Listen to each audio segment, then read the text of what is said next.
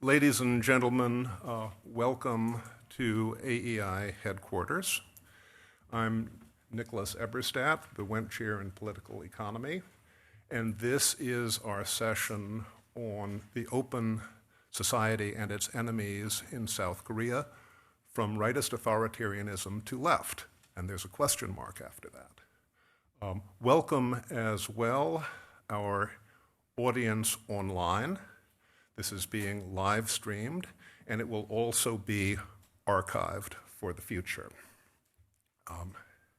Washington, D.C. is a town that isn't famous for its bandwidth, I suppose we would say, or for its ability to pay attention to numerous things at the same time. And most of Washington, D.C.'s attention on the Korean Peninsula seems to be devoted either to developments in North Korea or to questions regarding the U.S.-ROK alliance. We're going to be talking about other questions for the Korean Peninsula today. We're going to be talking about developments within the Republic of Korea, within South Korea's democracy. Curious and noteworthy developments in South Korean domestic politics have not attracted, I think, the international attention that they deserve. Developments that seem all the more curious and paradoxical, considering the fact that the current Moon administration is a progressive government animated by and largely guided by personalities who are themselves human rights activists. Just a couple of the matters which we will be discussing today I want to bring to your attention right up at the start. For example, the holding of journalists in preventive detention, which is an all too familiar practice from South Korea's bygone era of authoritarian military rule. It's not quite so common these days in affluent democracies.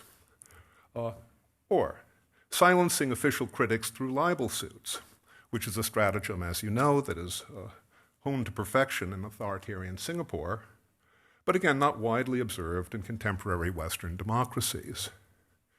We might mention the official campaign promising to eliminate deep-rooted evil, whatever that may mean. It's tempting to liken this to the anti-corruption drive underway in today's authoritarian China. And while that analogy is admittedly imperfect, one deep-rooted similarity there is that in both of these cases, the friends of the ruling circle somehow never happen to be the subjects of investigation. And then there is the murmurs and rumors of a coming push for constitutional revision, and perhaps even for redefining the nature of ROK government in a revised constitution.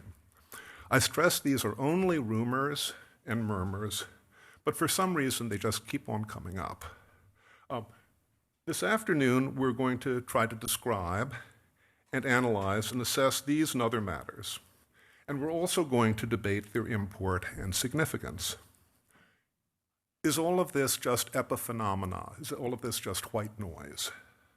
Are these matters reflections of real-life politics in a democracy with very different ground rules from our own, as might also, by the way, be said about, for example, France or Greece?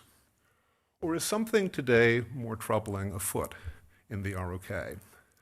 I'm delighted to say that we have a panel of all-stars to help us discuss and think through these important matters. We'll go through two panels, and our first panel will be with our all-stars here, with Dr. Tara Oh from the Pacific Forum, with Joshua Stanton, Esquire, of the indispensable blog, One Free Korea. If you don't follow it already, start right now. And Colonel Dave Maxwell of the Foundation for Defense of Democracies. After our initial discussion, Professor Seung Lee of Tufts will deliver an address on understanding the ironies of Korean history as regards the open society and its enemies. But I should mention as well, by the way, that we are very sorry not to be able to include in our discussion this afternoon Ms. Jean Lee of the Wilson Center, We were hoping to hear from her about the origins of the progressive ideology that is so important in official circles in South Korea today, but she sends her apologies. She has an unavoidable conflict and wishes all of you the best. For now, why don't we start our show? Maybe we'll go along this way, just as we're lined up, and start off with Tara. Tara, I'll ask you to try to keep to 10 minutes so we can have a discussion amongst ourselves and then with our audience. I know you have a PowerPoint presentation. Where is the audiovisual genie who's got the PowerPoint presentation? You have the clicker? Did somebody? Oh, got it. Okay. Let there be magic. Tara, welcome. Welcome to AEI. The floor is yours. Go for it. Good afternoon. First of all, I'd like to thank AEI and Dr. Nick Eberstadt for inviting me here today and for putting on this panel together. What you see in the slide is a scene from March 1st last year. It's of flag rally, or what Koreans call taegukgi rally. And taegukgi means South Korean flag. As you can see, it's quite large, but it's not really reported well by the majority of the South Korean press when this occurred. MBC did cover this, and KBS covered it briefly. And both of them got punished after Moon Jae-in became the president. Just briefly about this, this group. They carry both U.S. and South Korean flags to show their strong support for U.S.-South Korea alliance. There are some signs there. It's probably hard to read, and it's also in Korean, but one of them says, nullify the impeachment. Basically, they're stating that the Park's impeachment was fraudulent. And this flag rally, or actually flag rallies, have been going on for 2 years now. Every week, this has been going on, yet the major media is not covering this. Small media outlet, they're covering this, and individuals, they take videos of this and place it on YouTube. And even then, the Moon Jae-in administration want to suppress. Let me get to the next slide here. I'm going to talk of some of the cases of the suppression of the freedom of the press and freedom of speech. And this is not limited to just these. First, I'm going to start with the hostile takeover of NBC and KBS. The way the Moon administration did this is through the Militant Media Labor Union. They harassed and threatened board members, so some of the board members were ousted. And then they were then able to appoint new presidents for KBS and NBC. And once they became the head of these organizations, they immediately start purging journalists. So with the NBC, they basically purged 80 journalists. And after that, both these channels now no longer criticize the Moon government. They portray Kim Jong-un in a very positive light. And they also portray Moon's political opponents as people to get rid of. And they have a term for this, a new term that was invented, and it's called 적폐 청산. 청산 means to cleanse or to eliminate. And 적폐 means, as he mentioned earlier, deep-rooted evil or accumulated ills. The second one about journalists beyond, I'm actually going to talk about that later. So I'm going to move on to Im Jong-seok and President Moon Jae-in. These are cases where the national leaders are suing ordinary citizens for libel. So Im Jong-seok, who is the Blue House Chief of Staff, and he is considered number 2 or even number 1, depending on who you talk to in South Korea. And he sued Dr. Kim Han-won for libel. And Moon Jae-in, President Moon Jae-in, sued Mr. Go Young-ju for libel. Why? Because they called both Moon and Im communists. I won't get into details about the reasons for that because we don't have enough time, but I just want you to know that national leaders are suing ordinary citizens. The next item is the 더불어민주 Party, which is the ruling party. Earlier, I mentioned that they're trying to suppress the small media outlets and YouTube. Well, that's exactly what they're doing. They actually approached Google Korea and asked them to delete or remove 104 YouTube programs, YouTube postings. And they label them as fake news. So Google said, well, we'll take a look at our Google policy, and came back and said none of them violate the Google policy. So what happens? 더불어민주 Party then summons the head of Google Korea to the National Assembly on charges of tax evasion, and also to talk about Google or YouTube programs. So we have those cases, and let me just quickly mention one other, another libel case, and this is for a journalist, Kim Se-yi, and a cartoonist, Yoon Se-in. The prosecutor pursued this case because, and this is quote, because they pointed out the truth. I'm not kidding. Let me just talk about one other item before I move on to the next slide, and that is they also started banning people on TV for saying the wrong things. For instance, there was a defector who called Kim Yo-jong. Kim Yo-jong is sister of Kim Jong-un. He referred to her as that woman, and then he was banned from appearing on TV.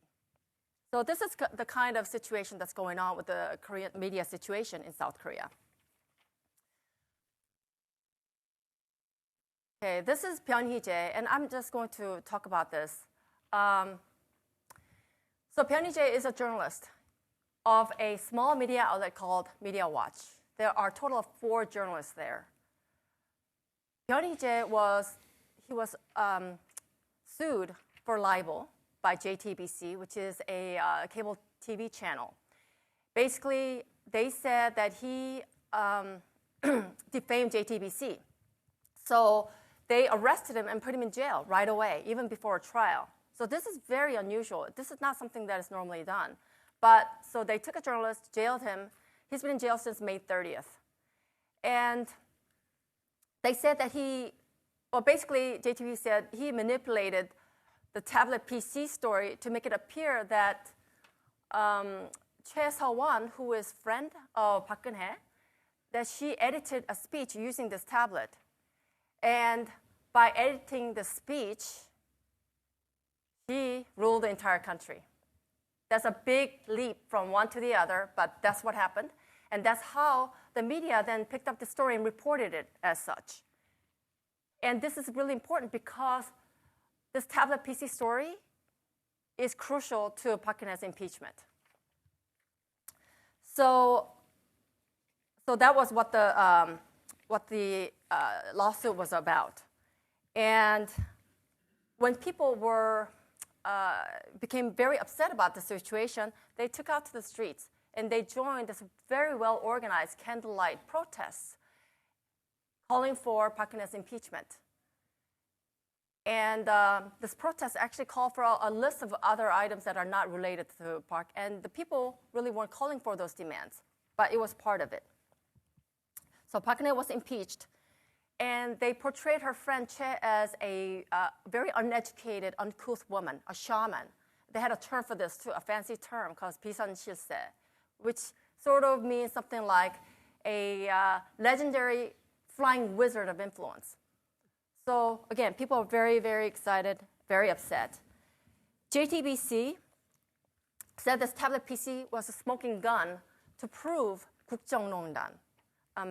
Maybe I didn't mention this word, but 국정농단 is what she was impeached for. 국정 means state of affairs, and 농단, as it turns out, means monopoly. So it's a monopoly of state affairs. And it's a term that South Koreans have never heard of before. It was invented. And it's not a term that is considered a crime anywhere in South Korean law. So Park was impeached for 국정농단. 9 seconds? Okay. So anyway, so what happened is that the judge found them guilty, all 4 of them guilty, and sentenced them to jail. And Byun received 2 years in jail. I have to move on. So let me quickly talk about other oppressed activities, but I'm just going to skip to the Constitution because Moon Jae-in government and his party tried to remove the term freedom from the Constitution and the textbooks. Freedom is important. So liberal democracy, it says liberal democracy is the basic order of the Republic of Korea. And it says liberal democracy is the basic order of a unified Korea. But they want to remove this concept of freedom out of the Constitution. So I'm going to end this to meet the time limit with a question. Why? Thank you very much for that disciplined and very time-sensitive presentation. Josh, the floor is yours. Maybe we'll turn off the. Can we turn Just one off more the, click on this. One more click on the slide. Oh, There you Yes, go. there we go. There we Thank go. you. Okay. Thank you, Josh. Good afternoon. Thanks for coming out today. I have to keep the lawyers happy and give the standard disclaimer that I'm speaking only for myself here today. And I'd like to extend a special welcome to our guests from the South Korean National Intelligence Service. Please stand up so that we can recognize you. Thanks for coming here today, especially in 2016, when Donald Trump said, we're going to open up our libel laws and sue my critics who write false stories about me and make a lot of money. Most conscientious citizens were correctly horrified by that. And when Donald Trump called the American news media the enemy of the people, most conscientious Americans were rightly horrified by that. Unfortunately, South Korea is a young democracy. It has only been a democracy since 1987. It does not have a free speech movement, and it does not have a culture in which both sides agree on and recognize the right of people to argue out the issues of greatest interest to the public without interference or censorship by the government. And I fear that unless both sides in the highly polarized political environment of South Korea come to terms with this shortcoming in their young democracy, that democracy will be increasingly imperiled. One of the greatest dangers in any system of government to a free press and to free speech is the risk that governments will try to use the law to silence their critics, and a common vehicle for that is defamation or libel suits. And since 1969, in the landmark case of New York Times versus Sullivan, the United States has had strong protections against libel suits by public figures on matters of public interest. In South Korea, by contrast, you have defamation law in which there is no parliamentary privilege, in which lawmakers can be sued for things that they say about their political opponents, in which truth is no defense, and in which civil law and criminal law merge to the point that you can have government officials like Im Jong-suk and Park Geun-hye and indeed Moon Jae-in, who will sue their critics for defamation to try to silence political debate about things that are at the core of public interest. This is not a Moon Jae-in problem uniquely. It is a problem that we have seen going all the way back to Kim Dae-jung and to Park Geun-hye. And I will say somewhat smugly that I was critical of Park Geun-hye as early as 2005 when she was calling for people to be jailed for pro-North Korean speech. It was wrong then, and it's wrong now. But the difference is, I think the left gets away with a lot more of this. And I could provide historical examples of this. No Moo-hyun, historically, had sued his critics for up to $400,000 each for causing him anguish, for criticizing his policies. He tried to rewrite the country's media control laws in order to prevent his critics from having too much influence over the public debate. Park Geun-hye jailed a journalist from the Sankei Shimbun and prosecuted others for criticizing her. And when she did that, a so-called liberal politician said to the Washington Post, quote, "I do not necessarily agree with the views of the Sankei Shimbun, but I do not think indicting an individual for publishing false facts is the right thing to do because freedom of expression must be guaranteed to the utmost." That politician was Moon Jae-in. So we have a common recognition that libel is not the right way to suppress public debate. And I think we all recognize that there should be a vehicle for people whose reputations are harmed to sue for redress through civil compensation. But then fast forward to what Moon Jae-in does in office. He sued his former foreign minister Seung Min-soon for saying that he consulted with the North Koreans or suggested consulting with the North Koreans on how South Korea should vote in the UN on a human rights issue. He sued a man named Ko Young-ju, as Ms. O referred to, for calling him a communist. The ruling party's head, Chu Mi-ae, has threatened to sue political opponents for various things that they have said criticizing Moon.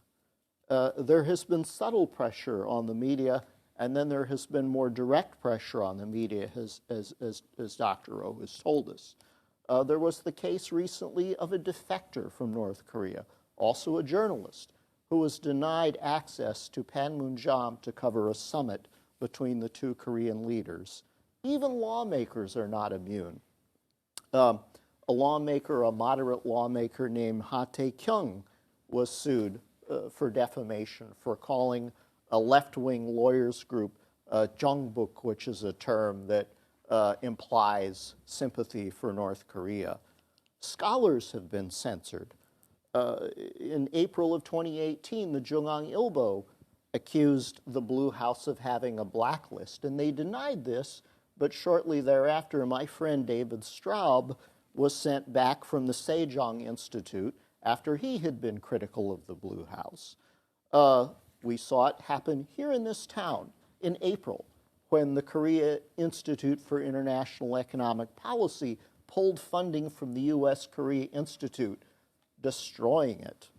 And so we now see many think tanks in this town depend very heavily on South Korean funding. There was a recent study indicating that South Korea spends more to influence Washington than any other government in the world. It now takes exceptional courage for scholars to criticize the policies of the South Korean government. People are concerned that they will lose funding, and I would even mention that that has happened to this very institute years ago. North Koreans are being denied their freedom under Article 19 of the Universal Declaration of Human Rights to receive information. The South Korean government has stopped activists from sending leaflet balloons, it has cut back on broadcasting, and it has cut back on support for freedom of information activities. Defectors are reporting that they are feeling pressure from the government or from their donors to tamp down their criticism of North Korea.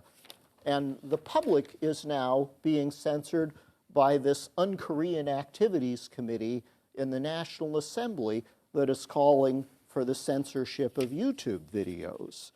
We see a selective revisionism happening where people are having their videos pulled off YouTube for asking revisionist questions about Gwangju, and yet at the same time, the KAL-858 bomber, Kim Hyun-hui, finds herself sued for asserting, as we have all believed for years, that North Korea bombed that airliner.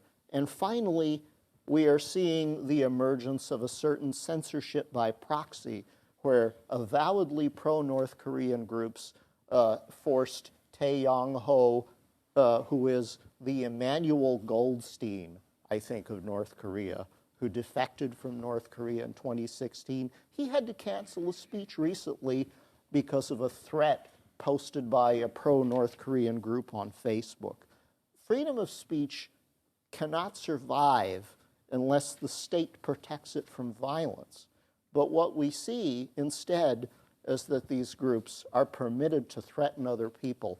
I wish my friend In Ji-hyun had been able to be here today. She is one of the people who feels threatened by this group. Like her, I am a lawyer, and like her, I am an activist for North Korean human rights. Unlike her, I'm not a particular supporter of Park Geun-hye, but nonetheless, she should be free, as anyone should be free, to debate the propriety and the rightness and the justice of her impeachment. Look, you cannot have a democratic society that is a revolving door of censorship and suppression of opposing views. The principle that we should be free to speak as long as we do so peacefully protects everyone or no one. You cannot have a system in which the politician who was elected to the Blue House finds that that is merely a revolving door to prison, or that one party stifles the views of the other party when they're out of office. Sometimes I look at the things that are happening in Korea, and having been accustomed to reading American legal decisions, I find myself wondering a little bit, what is really true here? One thing I would say is that a society must learn to adjudicate truth in order to be able to survive as a democracy. And I really have believed, since I interacted with the Korean legal system years ago, that it badly needs criminal justice reform in the same way that we do, but it needs different reforms that protect the record from things like hearsay, from coerced confessions, that give the defense greater rights to cross-examine witnesses and to confront them, to demand forensic investigations of things like tablets. I don't believe that the... 90 seconds.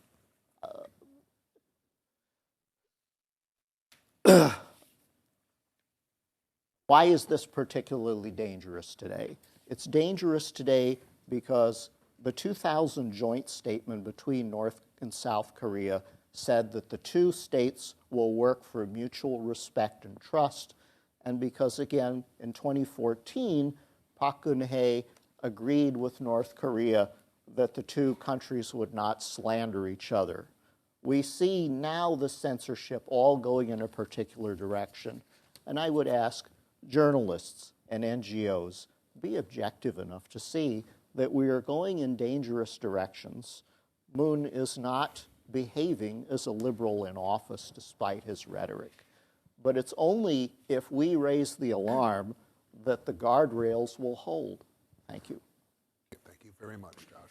Colonel Maxwell. Floor is Thank you, yours. Nick, and thank you to AEI for having us. And it's good to see so many friends out here in the audience. Let me preface my remarks. I have a different perspective than my two colleagues. I don't have their learned expertise on the domestic political situation, although I've been fortunate enough to observe democracy movement in South Korea, the Olympics in the 80s through the 90s and 2000s, and I can say, I think, with some knowledge that politics is messy, and I think my two learned colleagues have illustrated that today.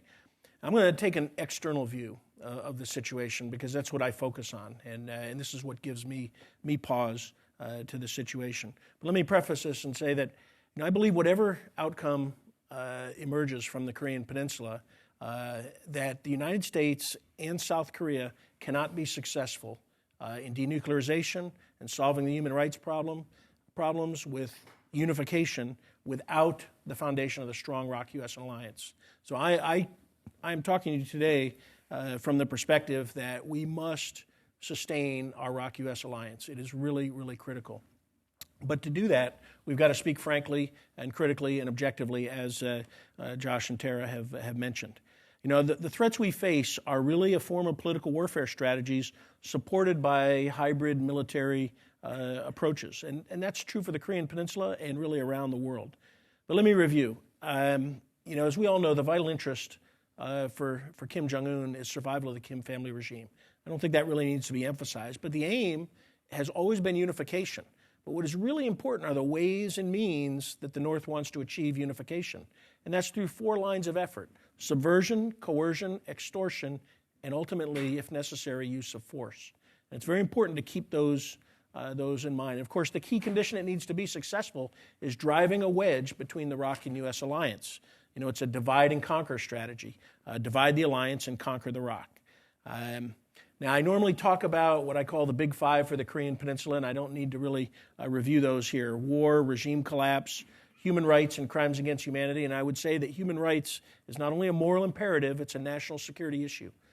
Kim Jong-un denies human rights to remain in power. And of course, the asymmetric threats: nuclear program, missile program, provocations, slave labor around the world, all of the global illicit activities of counterfeiting, illicit drug trafficking, and the like. But one of the asymmetric threats is subversion of the Republic of Korea. And I'll talk about that in a moment here. Now, coming out of the multiple summits that we've had, there's some questions that we really need to focus on. Has the Kim family regime abandoned its strategy to use subversion, coercion, extortion, and use of force to unify the peninsula under Northern domination? Okay, not one country, 2 systems, but under Northern domination to ensure regime survival. Has it abandoned its objective to split the ROC-U.S. alliance? And from our perspective, we need to really think through what is the acceptable, durable political arrangement we want to achieve on the Korean Peninsula that will serve, protect, and advance the interests of the United States and the ROC-U.S. alliance. Those questions we should be constantly thinking about. They're both intelligence questions and policy questions.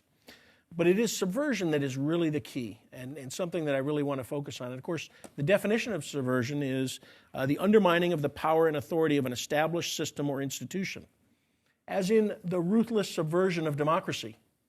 That's really what North Korea is all about. And of course, the organizations that they have that focus on that, the United Front Department and the 225th Bureau, these are organizations, that of course the United Front Department is responsible for North-South relations, for discussions, but the 225th Bureau or Department also is charged with developing covert political parties in the South to undermine the South Korean government.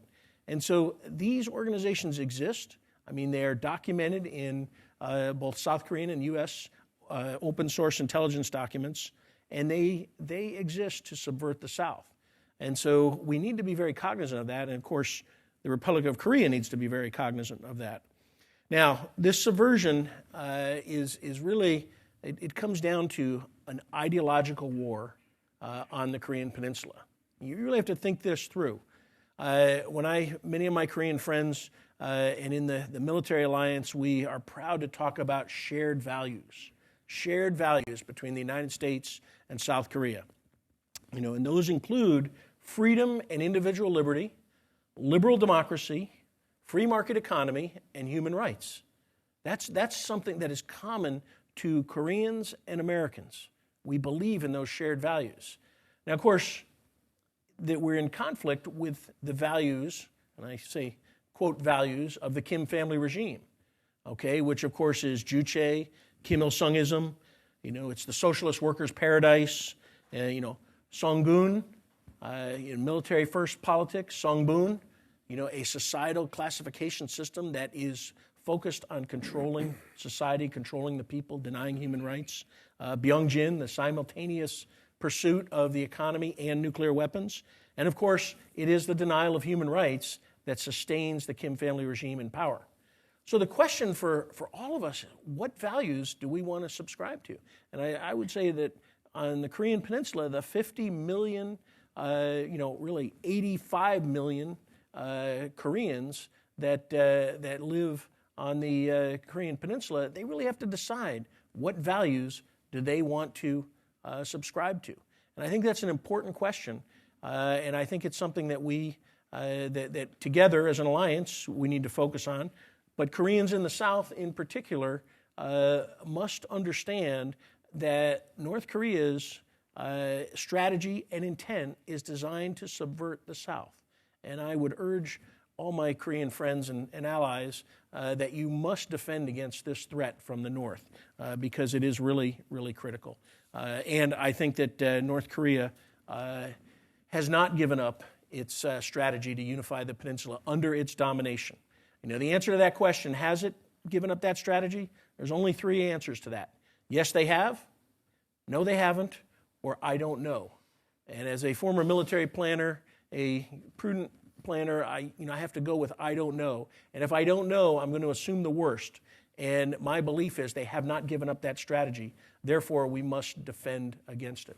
And I'll stop there. Dave, thank you very much. Ladies and gentlemen, we've got a little bit more than 20 minutes for the remainder of this session. I'd like to start by using my prerogative to ask each of our speakers a question. You can gather your thoughts while I'm doing that, and you can gather your thoughts while I'm doing that. I'd like to start with a question for Tara, then I'll pose a question to Josh and a question to Dave, and you can go sequentially. Good to be last. So Tara, it looked to me from your presentation as if you think that this isn't just a random cascade of events, but there is some underlying theory or policy or strategy. I'll be interested to hear how you would look at that, how you would explain that, what's the logic, if there is one, underlying that.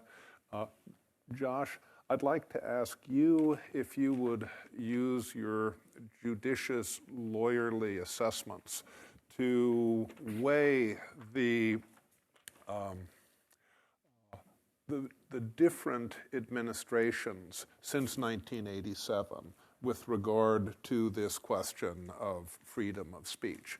We know that the ROK is a deeply polarized society, if possible, perhaps even more polarized than the U.S. society today.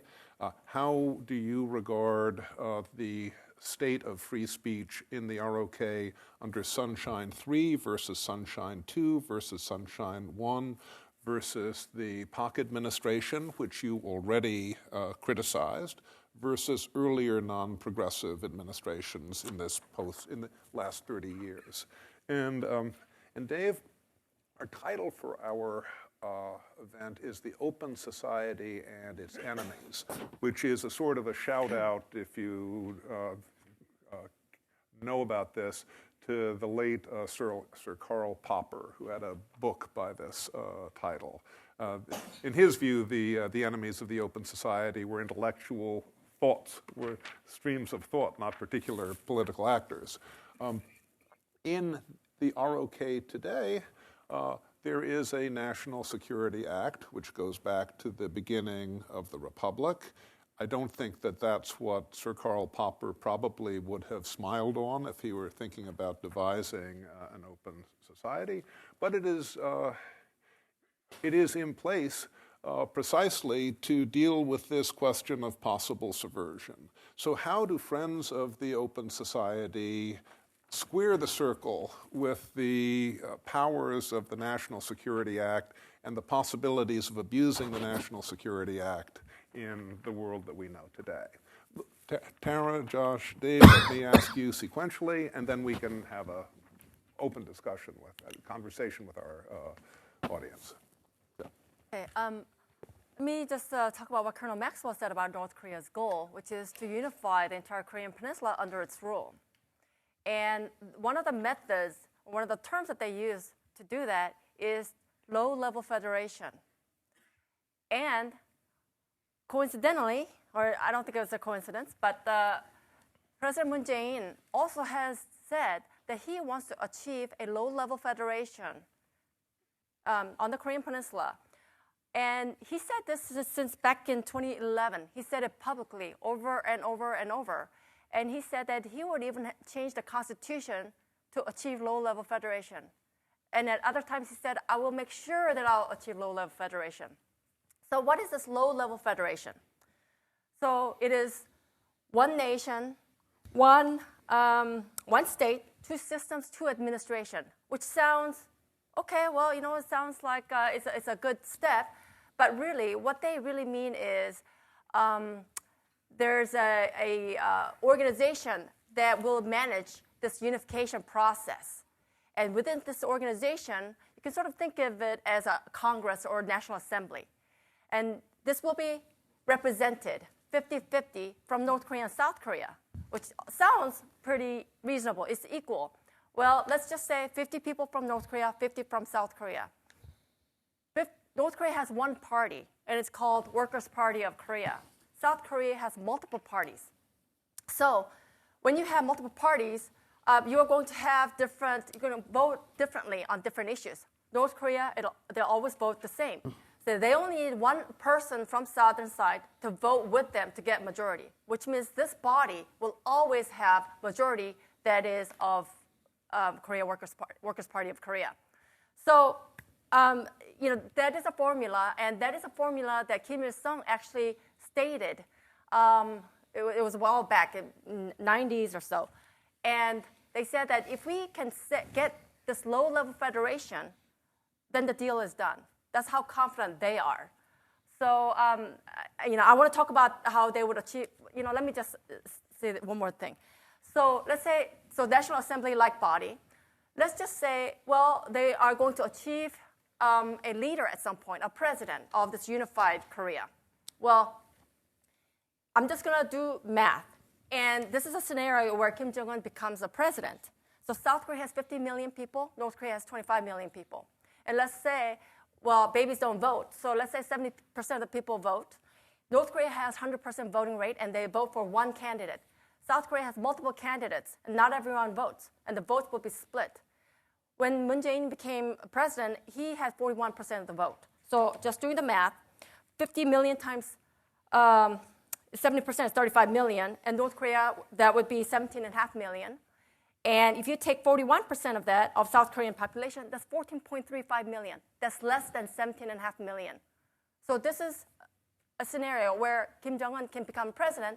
And let's say South Koreans don't want him to be the president. Well, what are they going to do? He was elected legitimately. So I just want to just present this. Thank you. Josh? I have to say, I did not know you were going to ask me that question, and if I did, I forgot, because I prepared all these notes about the history of various South Korean presidents censoring their political opponents. So it's a perfect question. Kim Dae-jung, in 2001, used tax audits to harass conservative newspapers, sent 3 editors to jail before trial. No Moo-hyun, 19% of defectors surveyed by the National Human Rights Commission, felt or said that they had received a warning or threat by administration officials when they criticized the North Korean regime.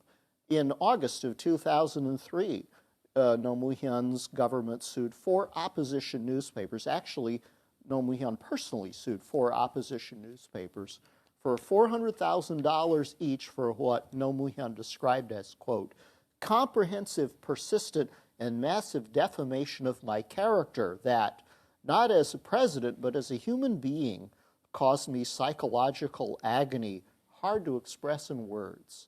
This is a president. In October 2004, Prime Minister Lee Hae-chan had too many Boilermakers while drinking with a friend, and he said, Chosun Dong-a, to right-leaning Korean newspapers, don't plot against history. Don't play with this administration. Both President No and I will fight you to the end. January 2005, No tried to pass his media ownership law to shrink the right-wing press. In January 2006, tried to use state funds to subsidize newspapers that supported his policies. We later found out that he was subsidizing various so-called civic groups, including the Korean Confederation of Trade Unions, a very, very violent, very radical union that has a history of pro-North Korean rhetoric. May 2006, actually, this is a case where it was left on left. A professor named Kang Jong-koo expressed that North Korea's invasion of the South was a war of unification. Well, I don't agree with that. I think that's abhorrent. I don't think he should have gone to jail for that. Park Geun-hye called for his prosecution. I actually stood up for Roh Moo-hyun's justice minister who quashed the prosecution. Then Lee Myung-bak prosecuted members of some harmless left-wing fringe party. It was the predecessor to the United Progressive Party. Maybe it was the Democratic Labor Party in those days. Park Geun-hye, again, long history of supporting censorship of her political opponents. Did sue journalists. She prosecuted 2 independent journalists for alleging that some relative of hers was involved in a murder plot. She jailed a Sankei Shimbun journalist for saying that she was having her hair done or something while the Sewol ferry was sinking. The National Intelligence Service in March 2016 sued a lawmaker over allegations of domestic spying. Again, public interest in this. Let this be aired out in public debate. In 2016, they asked the internet censorship body called the Korea Communications Standards Commission to block an American blog based in San Francisco called North Korea Tech, accusing it of being pro-North Korean, which it is not. The court eventually overturned the blocking of the blog. And then, I think, most dangerously, in 2014, Park agreed with the North Koreans' demand to ban slander of its system. North Korea, of course, immediately interpreted that to mean human rights activists and the media also are not allowed to slander our system. In 2012, it threatened to shell the offices of 3 South Korean newspapers. It has tried to murder dissidents in exile in South Korea. It's a very dangerous and pernicious thing to make one small compromise after another that may seem pragmatic at the time in isolation until suddenly you're not free to speak anymore at all. And the difference between all of this and what Moon is doing today is that today they're trying to put Moon Jae-in on the cover of Time magazine, and when Park Geun-hye did it, it was the second coming of her father. And I would say that that comparison is not only overwrought, it dishonors the legitimate dissidents that Park Chung-hee jailed and killed. So let's keep things in some perspective. All I'm saying is that the NGOs and the United States government and journalists need to see what is happening and to notice it and to call it out. Thank you, Nick. And I guess you haven't heard, but Moon Jae-in is not going to be on Time magazine. It's going to be journalists and 4 different covers, and it is really about the people speaking the truth. So I think that's very fitting today for this conference and what Time magazine has represented as the person of the year. Nick, my first experience with the national security law was in the 1980s, and I was stationed at Camp Greaves near Imjimgak or in JSA, and I was with my wife, and we were flipping through channels, and I came across North Korean television. I said, well, this looks interesting. And my wife immediately said, turn that off. You can't watch North Korean television. And I said, why not? She said, it's against the law. And I said, what does this mean? And so I learned about the national security law, in which, Nick, as you said, designed to prevent subversion. But I've always been opposed to it. 1, I think it's undemocratic. And 2, I think the best way to oppose subversion is through information, through understanding, through education. And what the national security law, as I understand it, has prevented Korean people in the South from really learning about the truth of North Korea. And there's really the 2 R's toward North Korea: rhetoric and romanticization. And so while the national security law throughout the years, there's been anti-North Korean rhetoric. It's a bad place, and that's about what everybody in South Korea kind of knows in a generalized way. But those who because you couldn't learn about North Korea, certain students, being rebellious, they wanted to learn about it because it was against the law, and they developed a romanticized view of the North, and so no one really learn the truth unless you worked in the government and the intelligence services. There's probably more PhDs in South Korea with the dissertations about East and West German unification than there is about North Korean strategy and strategic studies. So I've always been opposed to the national security law. However, there is a paradox now, is that it's still in force, and well, it's still on the books, but it doesn't seem to be enforced. And, we've seen escapees from the north threatened by the PEC-2 Guard or the PEC-2 protection units who, are pro, really state, openly that they're pro-North Korean, and which would seem to me to be a violation of the national security law.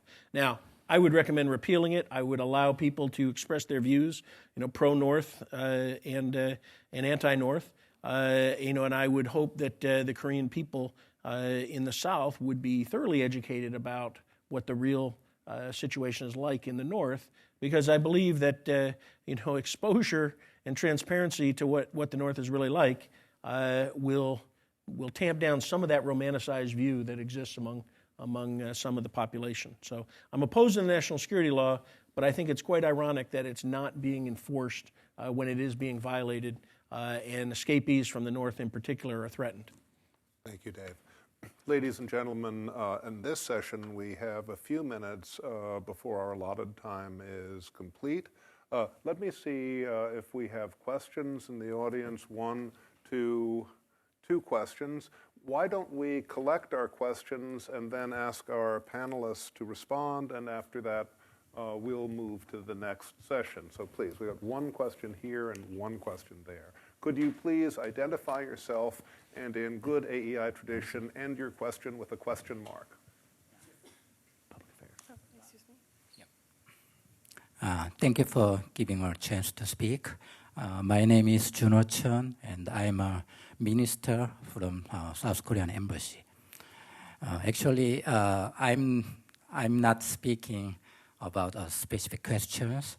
Actually, after hearing your discussions, I felt like I should clarify the position of South Korean government, as some of the observation made today may be misleading due to incorrect fact or misunderstanding on our government policies.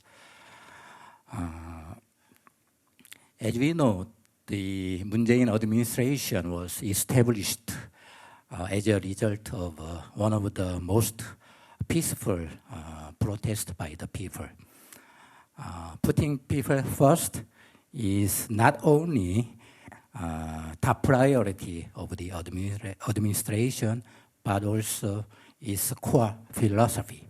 In this regard, South Korean government has the firm position that it pursues an open, democratic society where people get to express themselves freely. As we speak, we see many protesters at the Gangwon Plaza and near the Blue House in Seoul. Actually, we have never seen such a level of freedom of speech in our history. In fact, according to the Freedom of Information Index by the Reporter Without Borders, South Korea jumped 27th place from 70th in 2016 to 43rd this year. It is even higher than United States and Japan. So today, South Korea really enjoys and is proud of our vibrant democracy and freedom. And much of South Korea's soft power is attributable by this factor. So in this regard, I have no intention to get into details of what was discussed. So many episodes or topics are touched, but I want to just emphasize our government position. And if you have any specific questions about specific issues, our embassy is willing to provide information. Thank you. Thank you very much, sir. Thank you for that intervention. And if this is a friendly suggestion, may I also invite you to submit a written statement for the transcript of our event. We're going to be posting some of the speeches from our participants. and you'll be most welcome to add your intervention to the transcript of our event, if that would be a friendly suggestion. Thank you very much. And yes, we have another, question over here. Hi, mine is a question. My name is Patrick Park, journalist with the Voice of America. My question is, how does the South Korean government's tendency to oppress criticism affect the South Korean media's coverage of its North Korea policy? Do you believe that the coverage is also widely biased because of such oppression? And if I could just ask a follow-up, do you think U.S. government or policymakers are concerned nowadays of such tendency of the South Korean government? Thank you. Is that to all of the panelists? I'd like to direct it to Mr. Stanton. The U.S. government privately is absolutely concerned. When I talk to friends who serve in government or who are congressional staffers, the one thing that I guess I hear the most about is the extreme speed and just the extremity in general, I think, of the South Korean government's belief that unification and peace can be achieved rapidly, notwithstanding the fairly obvious realities that it is not North Korea that is changing. Where is the evidence that North Korea has become a more open society? The evidence is that South Korea is changing to conform to the North's preferences, not that the North has changed at all to conform to the South's preference. I hear a lot of alarm about Im Jong-suk being the second most powerful person in the South Korean government. Im Jong-suk is a man who led a propaganda delegation to Pyongyang in 1983 in violation of the national security law with Im Soo-kyung. 1989 for the world. 89, my apologies. For the youth festival. Youth festival. He was a fugitive from justice for a while after that. Im Soo-kyung, by the way, is serving in the National Assembly today. And as recently as starting in 2005, Im was sort of the financial agent of North Korea, collecting royalties for photographs and broadcasts that were shown in South Korea 1 year, by the way, before the first Chapter 7 resolution passed by the United Nations said that you can't send money to North Korea unless you know that the money isn't being used for nukes and other prohibited purposes. So, and the press has tried to ask him if his views have moderated with time. He won't answer those questions. In the National Assembly, they tried to ask him. He won't answer questions to the National Assembly. So he's this enigma for whom there is all of this evidence of pro-North Korean sympathy and little evidence other than, I would say, normality bias that perhaps, hopefully, his views have moderated with time. So yes, I think that people are more worried than they express publicly. Dave, Tara, any other comments? Just a quick question or comment for Patrick. I think Americans, I don't think we really can follow South Korean media very well. I mean, most of us read the English language South Korean media, and I notice, the Chosun Ilbo, the Jungang Ilbo seem to be, making criticisms of North Korea. They remain pretty strong. But if you don't read the South Korean media in Korean, I think there's two different views there. So we're fortunate, when Dr. Oh translates some of the Korean press, we get a better view here. So I think most Americans don't really see what the real Korean press is like. And I think Josh is right. Privately, there are concerns, but I think generally we don't really know what the Korean press is really, because there's difference between the English language and Korean language press. Yes, I think the South Korean media is used to portray positive image of North Korea and Kim Jong-un. I talked about somebody being banned earlier, calling Kim Yo-jong that woman. Well, that's not the only case. They also banned a defense analyst because he said MND is portraying, or MND is teaching the soldiers that Japan, not North Korea, is the main adversary. So for saying that, he was banned. And Kim Jong-un, another anchor from Channel A, he said, why is Kim Jong-un portrayed so positively when Seung Man-ri and Park Chung-hee, the presidents of South Korea, are portrayed so negatively? So for saying that, he was given warning by the KCC, as an organization under KCC that manages the broadcast. And this warning is very scary because it's like saying, the next step is we'll pull your license. So it's very scary. One more, EBS, Education Broadcasting Service, which is paid by South Korean taxpayers. They actually recently came out with this cute little doll of Kim Jong-un. It's a paper doll. So you basically turn it into a 3D doll. And they basically portrayed him as a sort of cuddly, cute character, and they're selling this for $3. And this is for the education, for the kids of South Korea. But that has been removed, though. It has been removed, but the fact that it was there, right. And they continue to portray Kim Jong-un in a positive light. And I actually have a question if Mr. Chun does submit something. Let's wait until later for further discussion. Right. We're a little bit over our time now. Okay. This will conclude our first panel, and now I think we have a real treat for you all.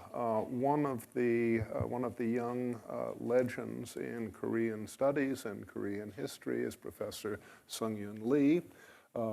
He has established a name and a reputation over the last 2 decades, not least with almost a generation of young students, immensely fond and respectful of him. I prevailed upon Professor Lee, given his historical expertise, to try to put the current situation about the open society in the ROK in some historical perspective. He is going to deliver a short address on this question.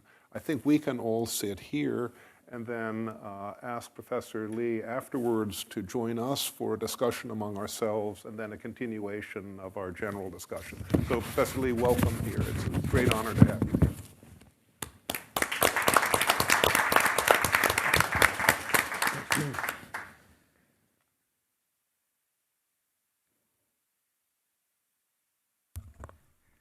Dr. Eberstadt, you finally made a grown man blush. Thank you for that undeserving, generous introduction. It is my great honor to have this opportunity to try to place our discussion today in some historical context.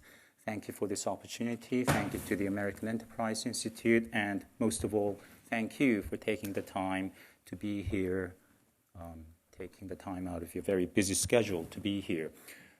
From the second political science book I opened up, I made a resolution never to resort to factors of 3, first, second, third, as political scientists do in trying to explain complex questions.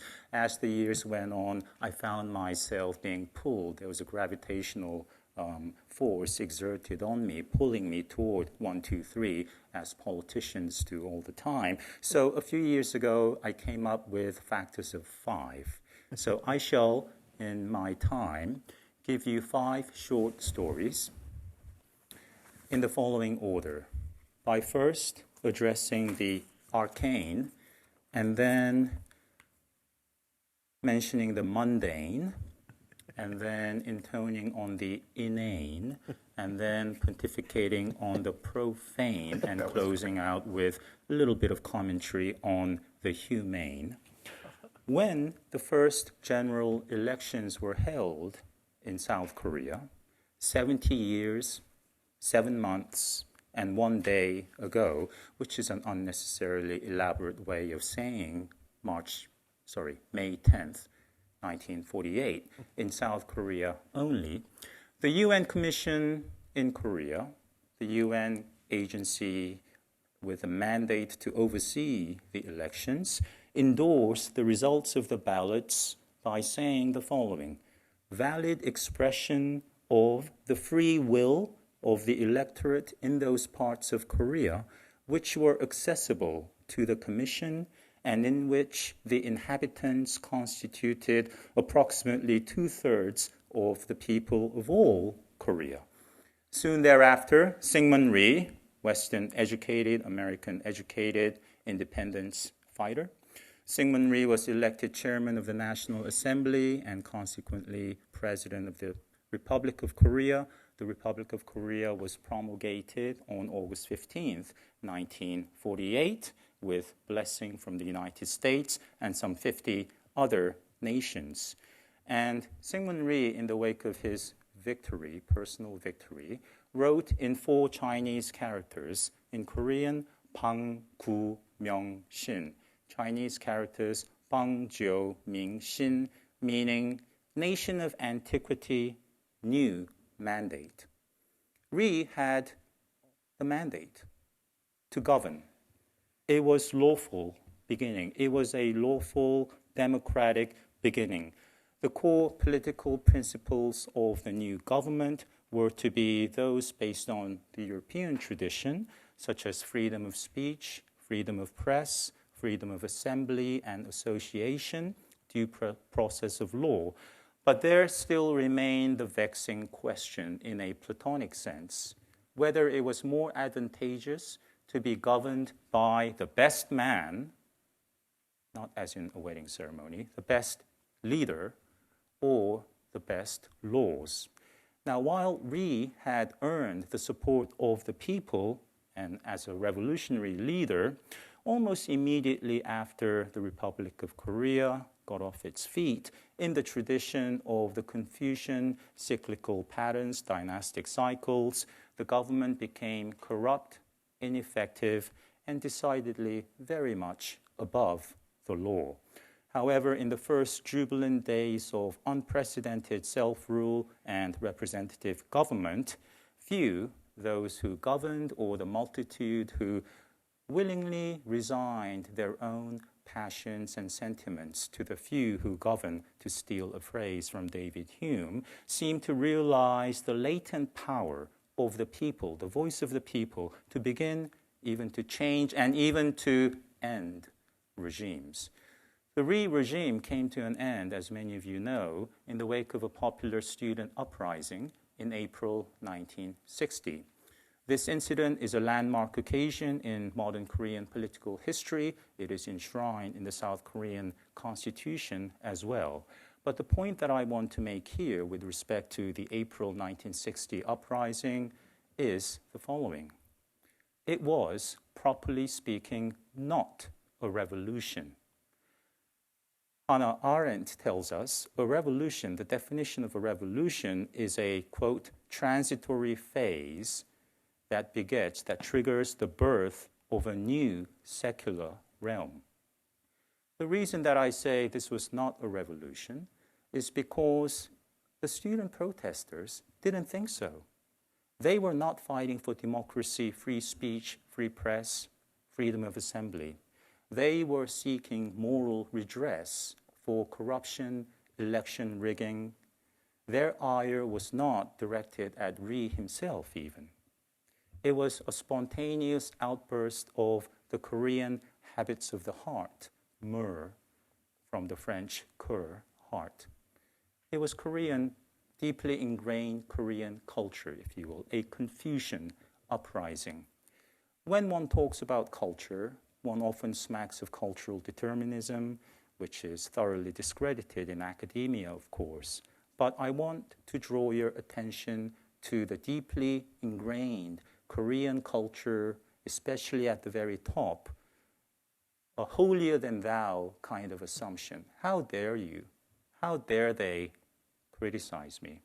And I would say that kind of imperiousness has been very much present in every South Korean administration, including this one.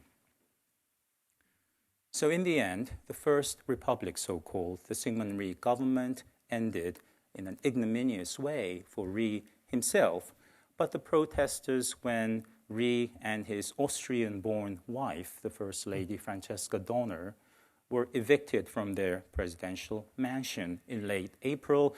The very same protesters who were calling for their resignation for an entire week, they openly wept. They were sad to see their Confucian leader go. 85% of student protesters within 48 hours after the protest responded to surveys that they believed an American-style Western democracy unsuited to Korea. Next chapter, the mundane. The candlelight revolution, so-called, much touted by President Moon himself and his supporters, the series of events beginning, as you well know, in October of 2016, that the crescendo of massive rallies by the end of the year, by New Year's Eve, surpassing 10 million people within 2.5 months, calling for Park Geun-hye's immediate resolution, is, properly speaking, not a revolution. It was democracy in action, much more so than the 1960 protest, if at fever pitch. It was through constitutional process that Park Geun-hye was impeached, removed from office, and incarcerated. She has been sentenced to date. She's received a 33-year sentence, which seems a bit excessive when you think of the sins, the crimes of her predecessors. But of course, even before she was impeached, even before she was removed from office, she had lost the mandate to govern, with her approval rating down to 5% by early 2017, an object of intense ridicule by some 95% of the South Korean population. That means that her legitimacy had been revoked by the people of South Korea.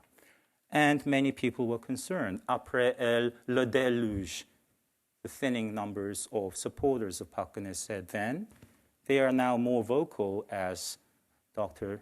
Oh showed you. These taegukgi, these conservative pro-Park rallies are much bigger today and much more vocal. However, she was, I think, justifiably removed from office, and that enabled Moon Jae-in's rise.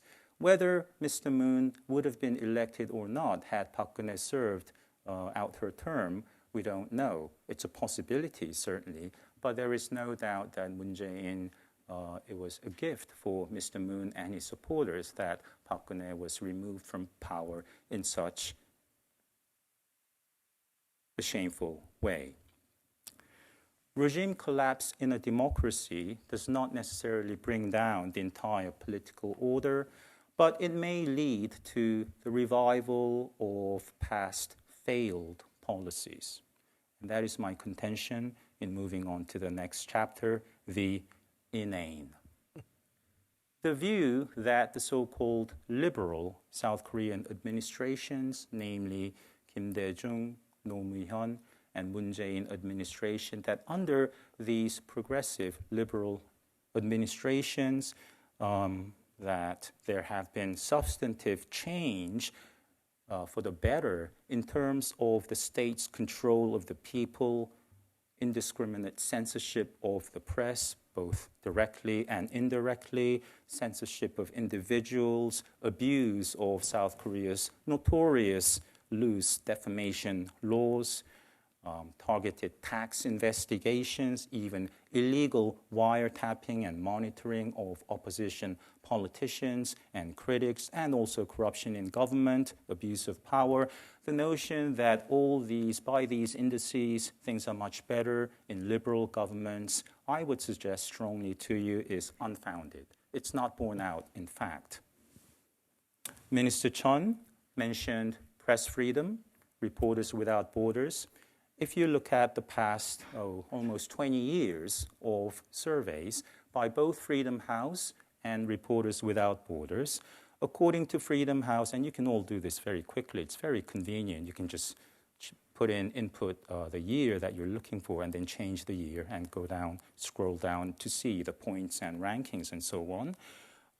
According to Freedom House, South Korea's press freedom from 2002, the very last year of the Kim Dae-jung administration, to 2011, the midpoint or the second half of the Lee Myung-bak administration, it remained constant, basically, at about 30 points, according to Freedom House. 0 being the best. So 30 points is not bad, but it's not particularly good. It's sort of the bottom of the barrel of free societies, so-called. That's from 2002 to 2011, throughout the Kim Dae-jung, Roh Moo-hyun, Lee Myung-bak administrations. In 2011, the index rises, that is, deteriorates a little bit. It goes from 30 to 33 points, and then it improves. It falls back down to 31 points in 2013, the first year of the Park Geun-hye administration. The next year, in 2014, it goes up 1 point to 32. Why? Because of, as Attorney Stanton mentioned, this unjustified harassment of a Japanese journalist who worked for the Sankei Shimbun, Tatsuya Kato lawsuit. But thereafter, in 2017, according to Freedom House, there is an all-time low. It hits rock bottom at 34 points, according to Freedom House. And as you know, in 2017, for much of that year, Moon Jae-in was president. Reporters Without Borders tell a similar and a slightly different story. Numbers fluctuate considerably from year to year. For example, in Roh Moo-hyun's first year, in 2003, South Korea was ranked 48th in the world. In 2006, still under Roh Moo-hyun, South Korea improved quite dramatically in the rankings to 31 in the world, and then fell back again to 39th in the world the next year in 2007. Now, in 2008, the first year of Lee Myung-bak administration, South Korea's rank fell again to 47, about the same as Roh Moo-hyun's first year in office in 2003, practically the same rank. And just 3 years later, in 2011, it improved, actually, to 44, above the United States, which was ranked 47th in the world. My point here is these indices are quite useful in telling us, giving us, presenting an overall picture, but there are discrepancies. And the dramatic jump, as Minister Chun mentioned, from 2017 to 2018, according to Reporters Without Borders Press Freedom Index, 20 steps up from 63 to 43, 2017 to 2018, is a curiosity to me. If there's anyone from Reporters Without Borders, I would be most interested in learning more about the foundation for that assessment.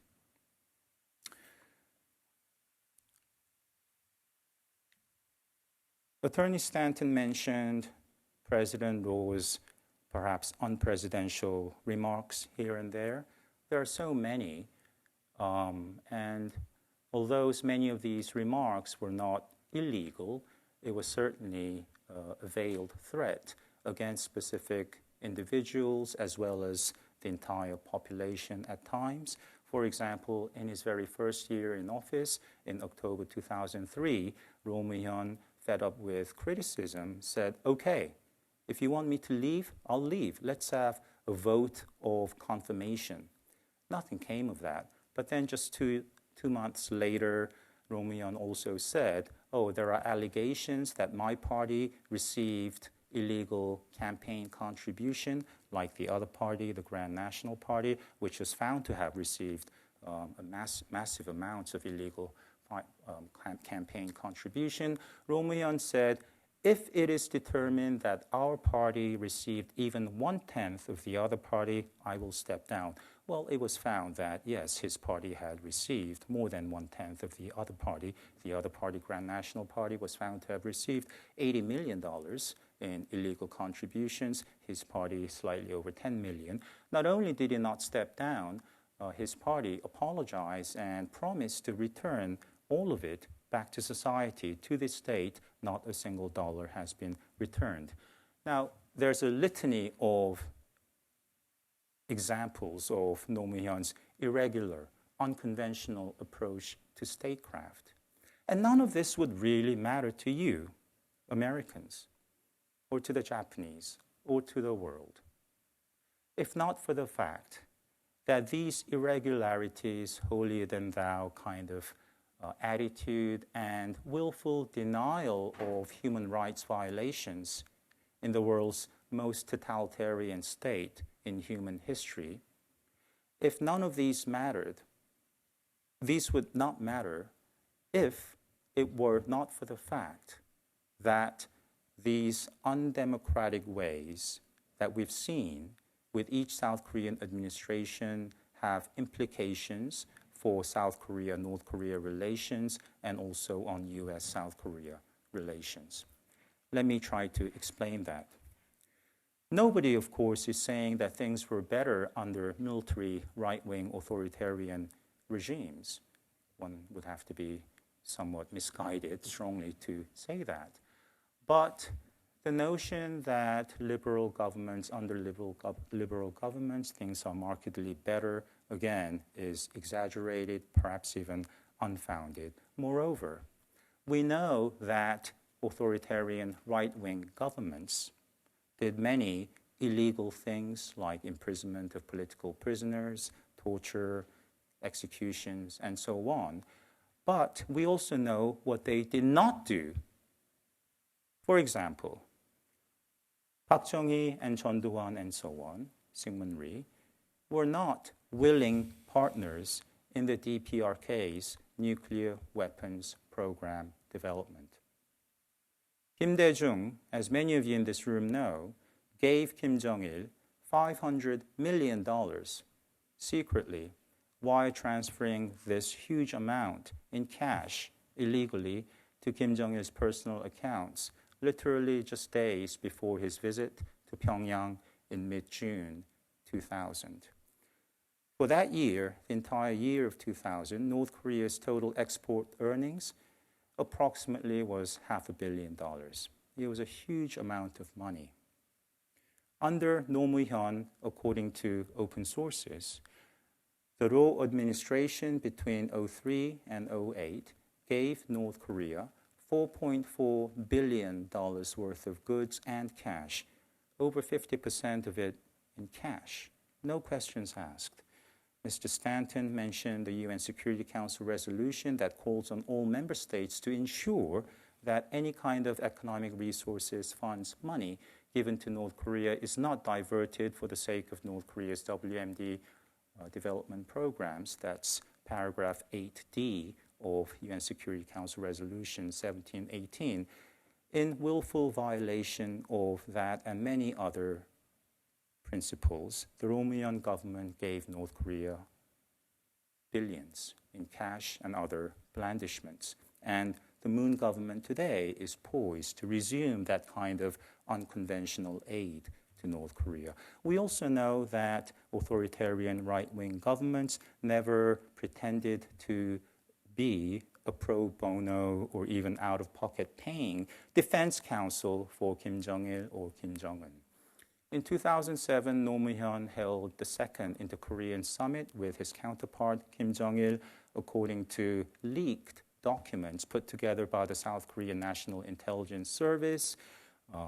President Roh's approach was that of a supplicant, in my estimation. He mentioned to Kim that in meetings with various heads of state that he had served as Kim's, quote, spokesperson, that he had, quote, quarreled with Americans, that the U.S. designation of Banco Delta Asia on September 15th, 2005 was, quote, unjust and, quote, a mistake. Defending Kim comes naturally to some, including many Americans who've had the privilege of meeting him. People are naturally dazzled overwhelmed to see that the curious, weird-looking North Korean dictator is not only not a raving lunatic, but actually quite charming, knowledgeable, and reasonable-looking. And they say very good things about the North Korean leader. And this goes back to Kim Il-sung in 1972 as well, when reporters for the New York Times, the Washington Post, and also a Harvard Law School professor met with Kim Il-sung in Pyongyang, respectively, in May, June, July 1972. We know that previous authoritarian right-wing governments said nothing on North Korean human rights because they were in no position to invoke human rights, but at the same time did not stifle free speech criticizing North Korea's human rights.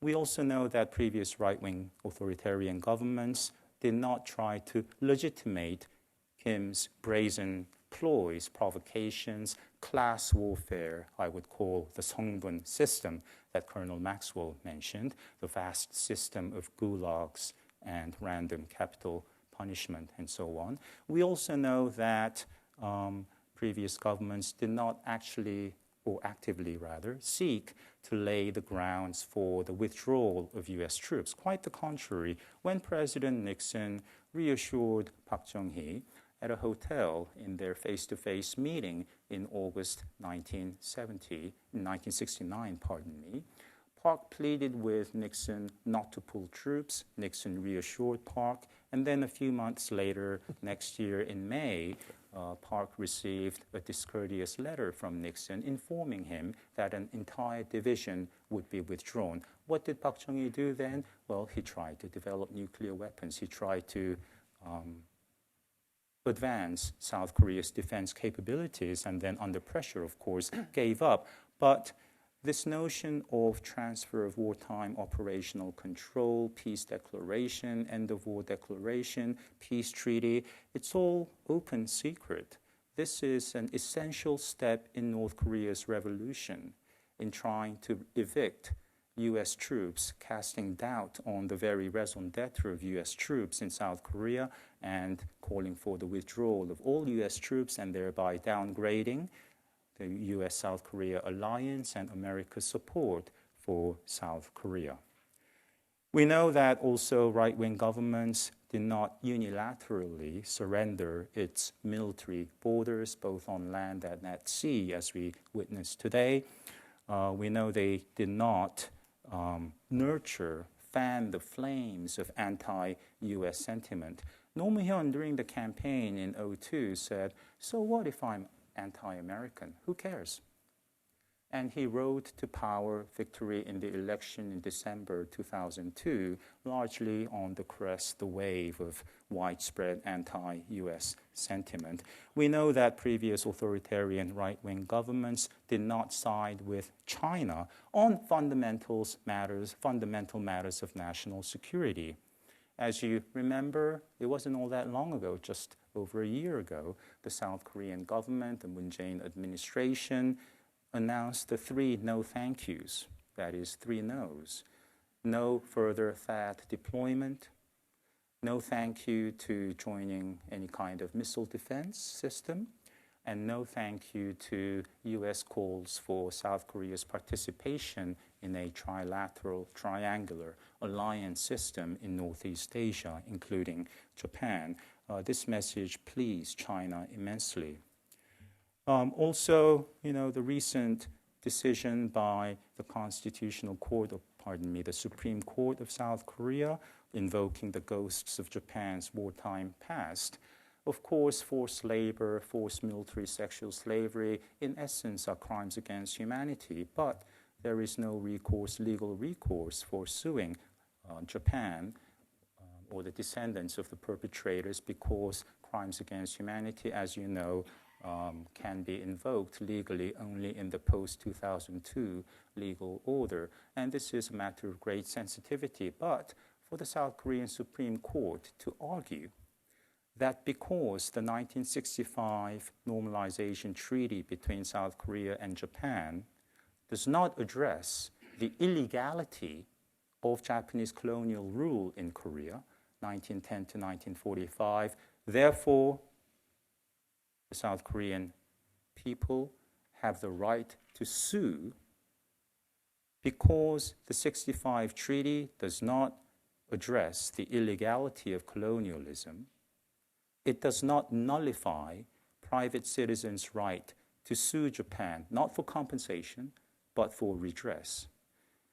I'm not a lawyer, but I think that's really an argument standing on thin ice, legally speaking. I don't think South Korea has any chance of winning if Japan were to take this to the International Court of Justice. It is more politics, that's basically my point, than anything else. And lastly, we know that previous authoritarian right-wing governments did not revel in fake democratic or candlelight revolution, peace, although there has been de facto peace in the Korean Peninsula since the shooting stopped on July 27th, 1953. There has been no war, whereas if you look at the 60-year period leading up to the outbreak of the war in 1950, I count 5 major wars in and around the Korean Peninsula. This has implications. The fact that the war ended not with a formal peace treaty, but with a ceasefire agreement, with an armistice, this is a fodder for, I think, the misleading argument, therefore we need a peace treaty.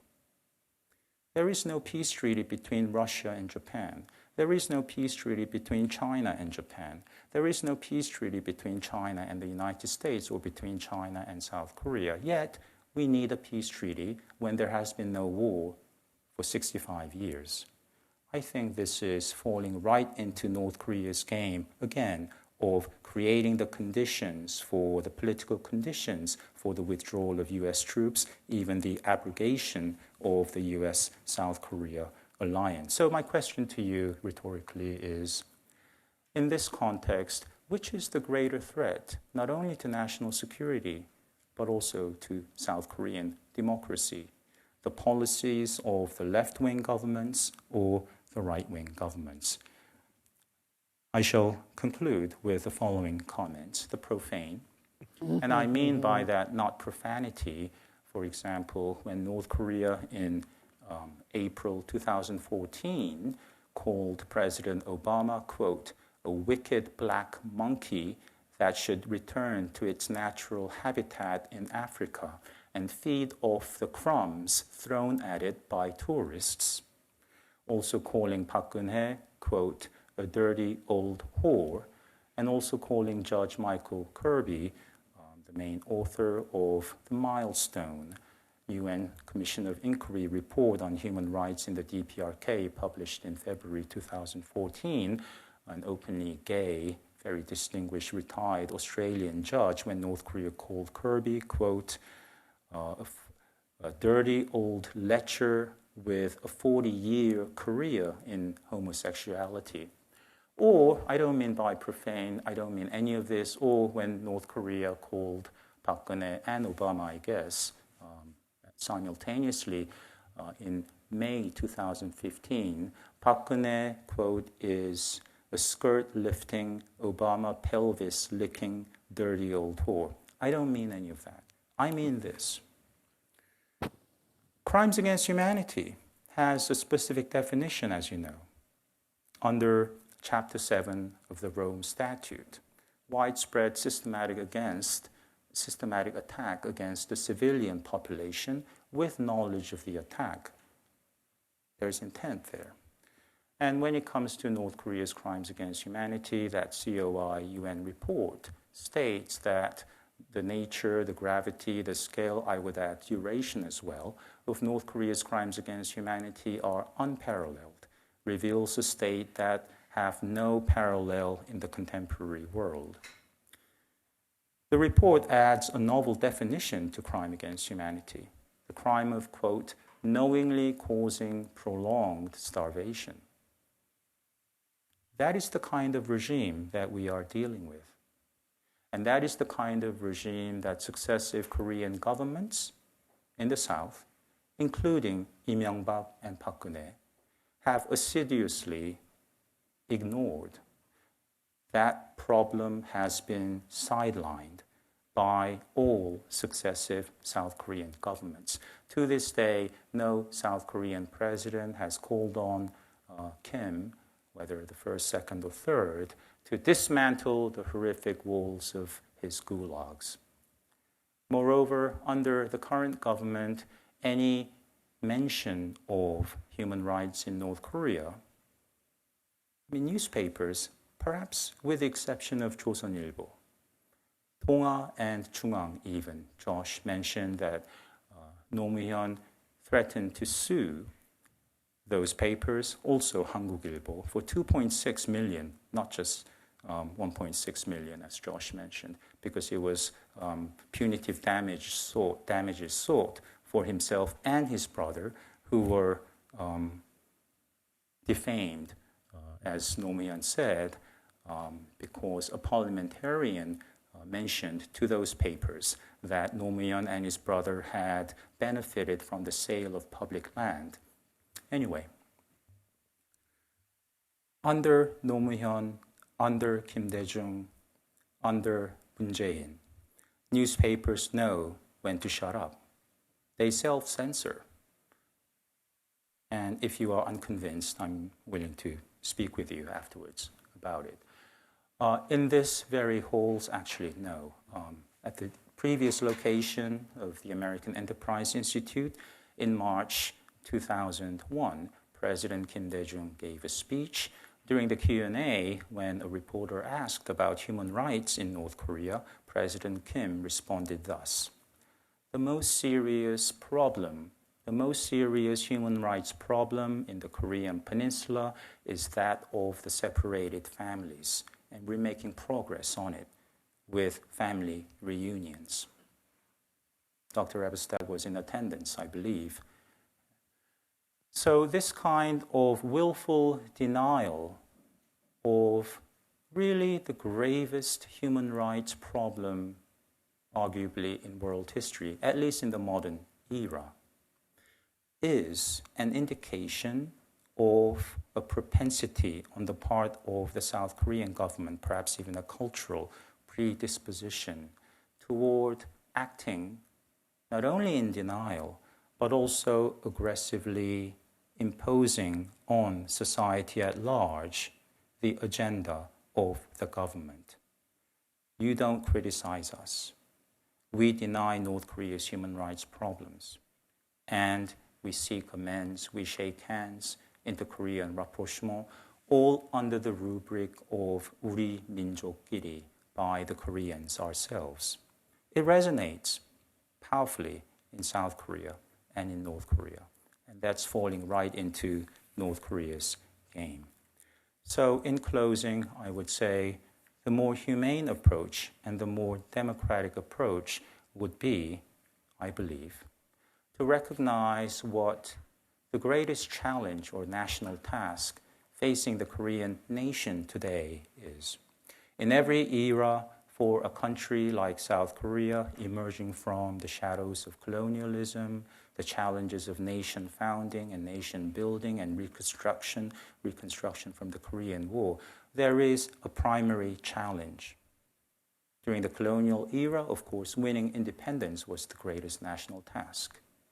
After 1945, nation founding and nation building. After 1953, reconstruction. And in the 60s and 70s, eradicating abject poverty, misery, hunger. In the 1980s, greater political freedom and civil liberties, carrying on to the 1990s. Today, in affluent, quite free, democratic South Korea, the greatest national challenge is not hosting Kim Jong-un. The greatest national task is not settling for an end-of-war declaration and having another banquet featuring summit pageantry, whether between Moon and Kim or Trump and Kim. The greatest national challenge for the South Korean people today is addressing the insufferable, the tremendous, indescribable, 7 decades-old crimes imposed on the people of North Korea by the despotic regime in Pyongyang. And only when a South Korean government, at great political risk perhaps, is able to face that reality and to address this grave issue, human rights in North Korea, only then will we see a government that is open and truly free. Thank you.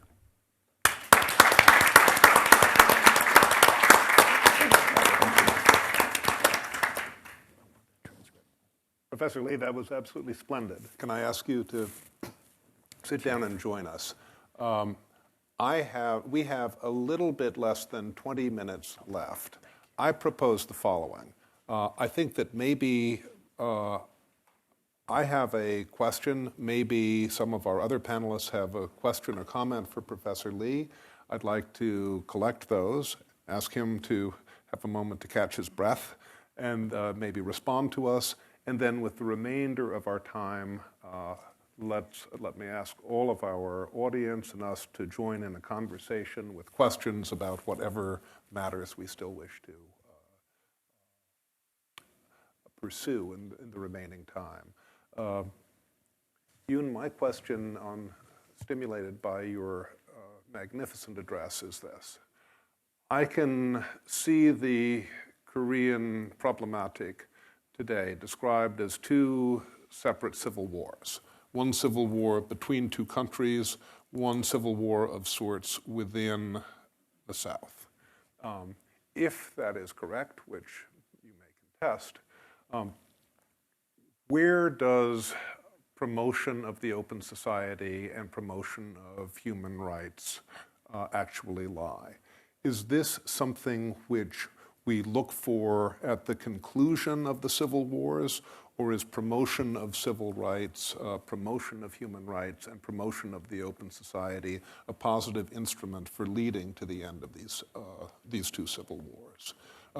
Let me see if any of our colleagues have additional comments or questions for Professor Lee. Tara, any comments or questions for Professor Lee? Well, first of all, thank you very much for your excellent presentation or your talk. I'm actually going to think about some questions. Okay. So I'll pass. Josh, any? I think you covered it comprehensively. Sure. It was a great presentation, and what we wrestle with, your last, the human rights in North Korea. Could you maybe discuss some concrete actions that should be taken to address human rights, or maybe in terms of nuclear negotiations, human rights, how should they be linked, and and what actions should we be taking to change the human rights situation in North Korea? May I address this question first? Well, as my fellow panelists have said and written many times, the more credible indicators of North Korea's perhaps willingness to give up its nuclear weapons, to disarm, would be not decommissioning a tired nuclear testing site after 6 underground nuclear tests. North Korea has no need to conduct another underground test after having made its point with its very powerful thermonuclear test on September 3rd, 2017. This is a ploy. It's reminiscent, of course, of the blowing up of the cooling tower in June 2008, which it no longer needed and could rebuild very easily. The more credible indicators would be to turn away the thousands of artillery tubes trained on Seoul, to downsize the hyper-inflated North Korean military. A nation of 25 million people has no need to maintain an army of 1.2 million men. Dismantle the gulags, free political prisoners. Grant the people some basic rights, with harassment here and there, perhaps, like under Park Chung-hee in the 1960s and markedly in the 1970s, but a softer kind of authoritarian rule. These would be signs of, and normal trade relations with the outside world also. These would be more credible indicators of a genuine will to reform and change, not holding summits, flashing smiles, and being accepted as a legitimate, responsible steward of a veritable nuclear state, as Kim Jong-un has successfully accomplished. VOA ended its Korean language service broadcast to South Korea many years ago. I call on Congress to provide funds to VOA to resume its radio broadcast to the South Korean market, to Japan, to the UK, to friendly advanced nations where the United States has high strategic interests. Because the presumption that an advanced democracy will work things out and take no action to harm the alliance, thereby U.S. national interest, is profoundly dangerous. It's flawed. Propaganda, public diplomacy is a very legitimate tool of statecraft, and I think Voice of America has done a marvelous job over the years, despite the tremendously small budget allocated for such efforts every year for Korean language service, which is smaller than budgets for Burmese and Tibetan services. Voice of America represents the United States, perhaps unlike Radio Free Asia, which is more focused directly on championing freedom, human rights, and so on. So this is one thing that the United States should do, not only vastly increase funding for these efforts to disseminate more information into North Korea, but also to resume services to friendly nations, to go beyond this Cold War tableau, Cold War context of just targeting authoritarian nations or unfriendly nations. Mr. Stanton already mentioned that such efforts, we need to focus on such radio broadcast and propaganda efforts. And those are quite lacking, of course, in South Korea.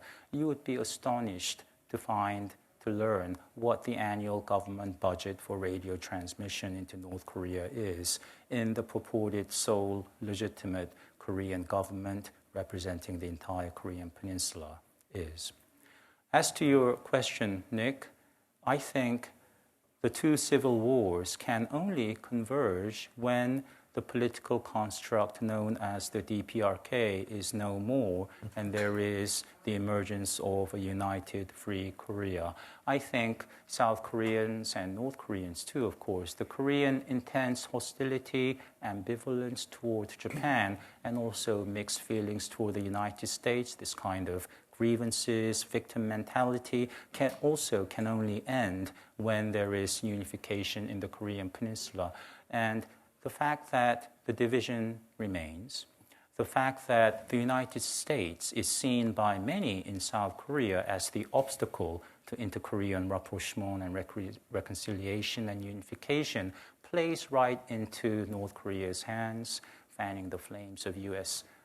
Imperialism, the division of the Korean Peninsula in 1945, although hardly anyone mentions that this was a joint venture with the former Soviet Union. No one blames the Soviet Union for that haphazard division of the Korean Peninsula. They always blame the United States. So this kind of intense fissures in South Korean society and in inter-Korean relations, also Korea's relations with its neighbors, I think can only be resolved once there is a change, a fundamental change in the status quo in the Korean Peninsula. Thank you.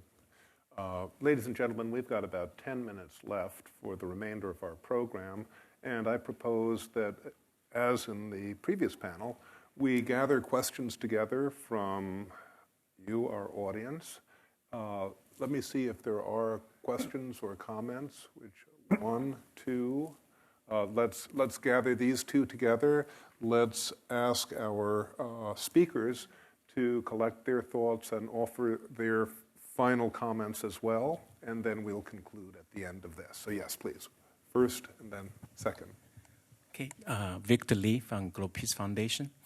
Thank all the speakers, wonderful. And Korea was a unified country for a long, long time, and then this division happened for almost 70 years. And now North Korea positioned themselves to lead unification, as David mentioned earlier. Why doesn't South Korea to lead the unification process with the shared values, also mentioned earlier like this? And then how do you see the prospect of that? And then if working towards that goal, what can U.S. and Korea and people do to contribute to achieve that? And we have our final question here, and we'll start. Okay, I'm Charlie Park, professor at Seoul National University. I enjoyed your presentation. I came here to see the title of the talk, but I doubted my eyes that, the open society and its enemy in South Korea, not in North Korea. And then talking about from authoritarian, right authoritarianism to left. And I enjoyed your presentation, but as a professor, I cannot resist my temptation to give my comments on the overall topic. Basically, three. One, first of all, I don't know whether this is my comments, but questions. One, whether you can characterize South Korea as authoritarianism. Because you can have 1,000 different definitions about the democracy and authoritarianism, but the minimum definition of democracy is Adam Jaworski's definition. The leaders of the country is elected by free, fair, and periodic election. There's no doubt that Korea is a democratic country in that sense. But in addition to that, I think South Korean people contributed a lot to the promotion of democracy. I don't think the April the 19th uprising was a revolution, but it was revolutionary. Our student uprising in 1987 was revolutionary. The candlelight demonstration was revolutionary. So in that sense, I think South Korea is very good at making transition from a malpractice to some kind of justice to democracy, but very weak in consolidating that democracy with the power sharing with power holders. That's the problem you all suggested, like over-exercise of power or kind of going some in different directions. So you have to divide the democratic transition and democratic consolidation. My second is that my colleague, French specialist, argued that we adopted a liberal democracy like other democratic countries, but we learned the spirit of democracy very well. But we are weak at learning the liberal element of democracy, in a sense that the respect for human rights, respect for privacy, and the respect for social justice, respect for freedom of press, we are still weak. We have to go further in order to promote these kind of values. But that does not mean that Korea is authoritarianism. My final point is that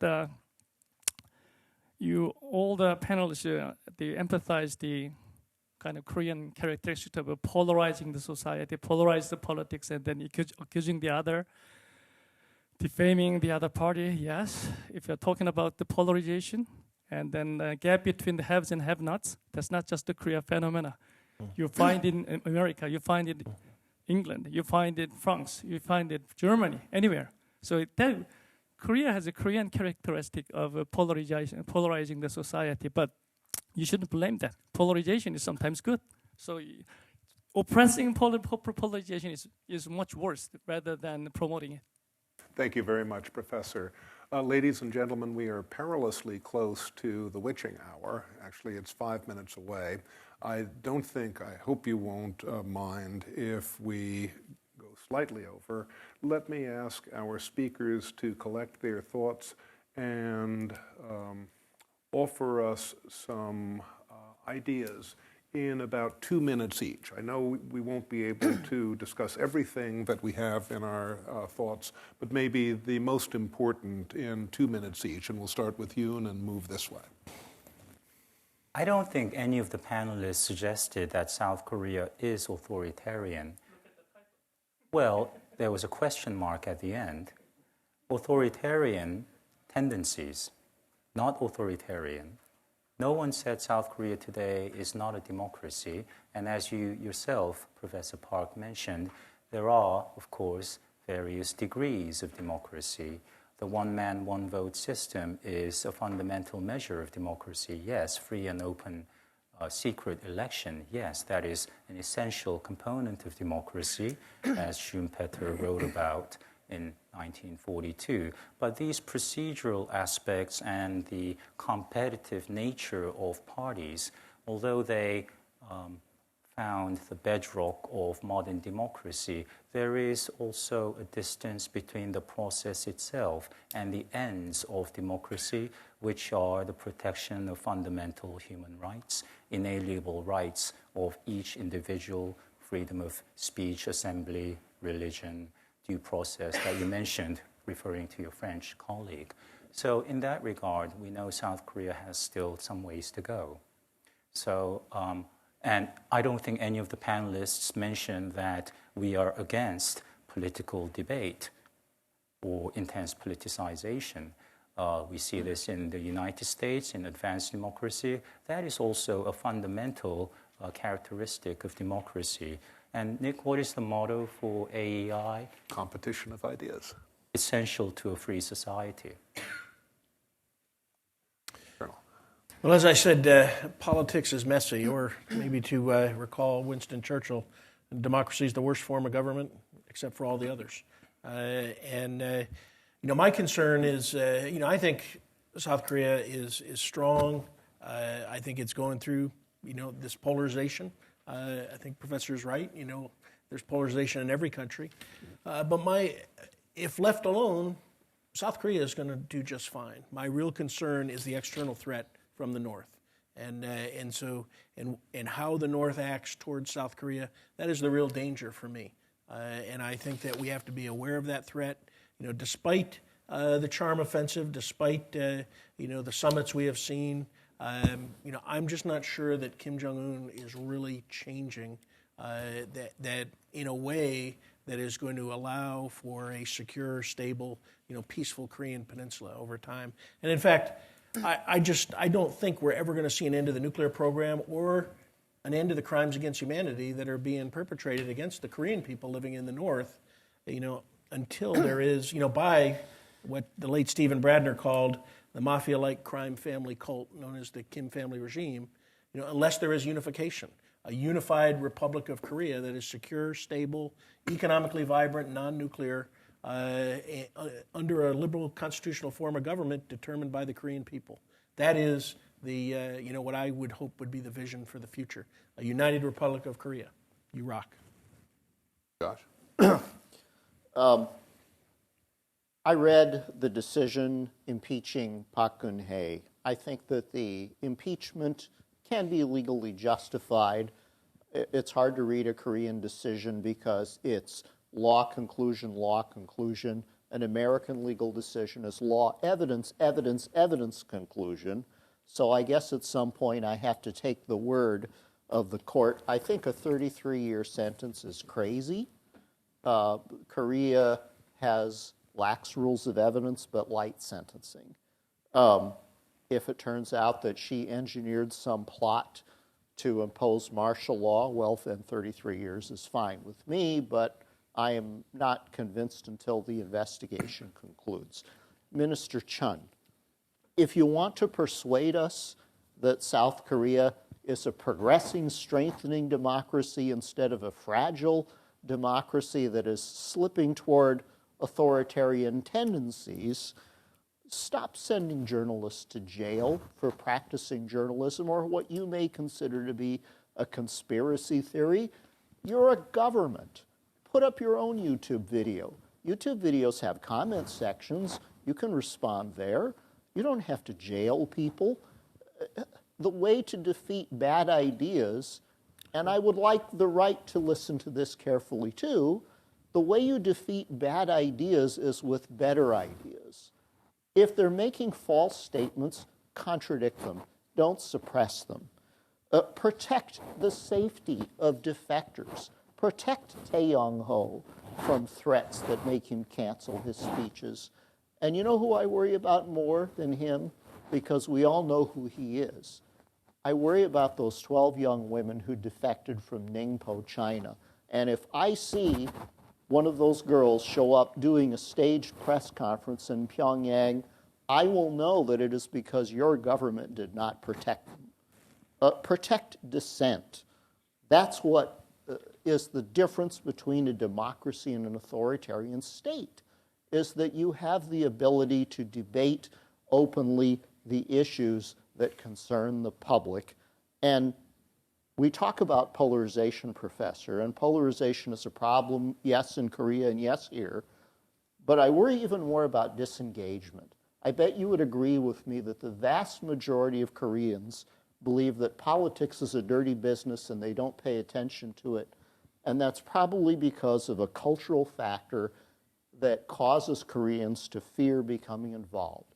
They don't know what the truth is because truth isn't well adjudicated in the public sphere. They're afraid that if they become involved in politics, they'll be caught on the wrong side of that revolving door of oppression. And what that means is that the far left and the far right dominate the political sphere, and too many people are disengaged.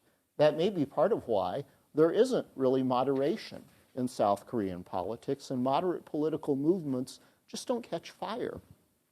And finally, I want to speak to the elephant in the room, which is why are other think tanks not talking about this issue? Now, I don't care if you take money from China or South Korea or the UAE or any other government.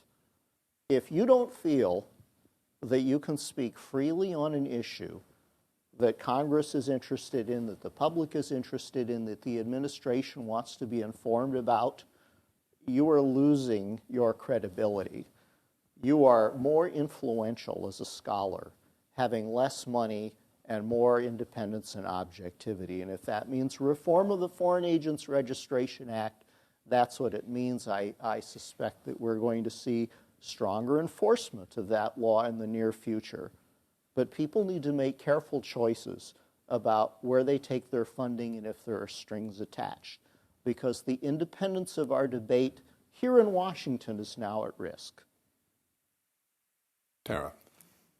I second Joshua about jailing of the journalists, especially journalist Byun and journalist Hwang. Since he did such a great job, I'm going to talk about the liberal democracy. Earlier, I mentioned that the current government in South Korea tried to take liberal, or the idea of freedom, out of the constitution. So liberal democracy. Well, isn't democracy good enough? And the answer is no, because democracy just means majority rule. So if the majority are wrong, then who protects the minority? It's the rule of law. It's the laws and the constitution. So that's why in a liberal democracy, it has a long list of freedoms: freedom of speech, freedom of the press, but also it's guarantee of those freedoms through the constitution, through the law. There's also freedom or protection of private property as well, because that's what's central to a market economy, which is not the system in North Korea. So I think we need to make that distinction, because there's also people's democracy. And that's what North Korea calls itself. It's in their name, DPRK, Democratic People's Republic of Korea. So people's democracy is nothing like liberal democracy. So I just want to sort of emphasize those points. And Mr. Lee, you mentioned about why isn't South Korea taking the lead.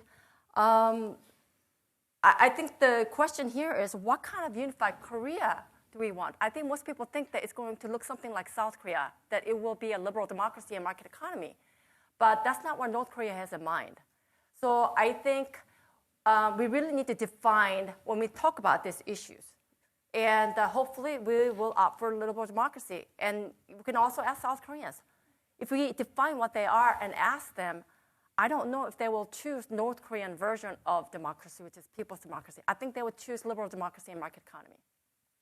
Ladies and gentlemen, we've run out of time, although I have a slight feeling that if you prevail upon our speakers, they may linger to discuss some of these matters with you. I think we've seen today a wonderful exercise in the open society with respectful competition of ideas and debate, both on our panel and with the audience.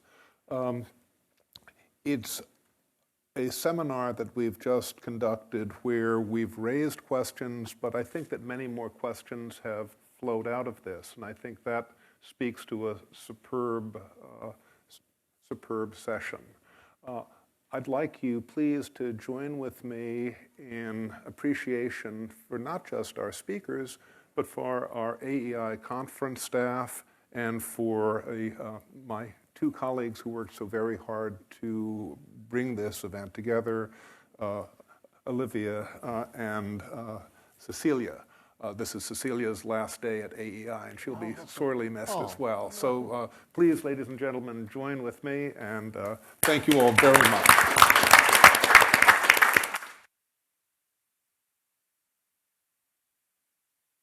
The parable.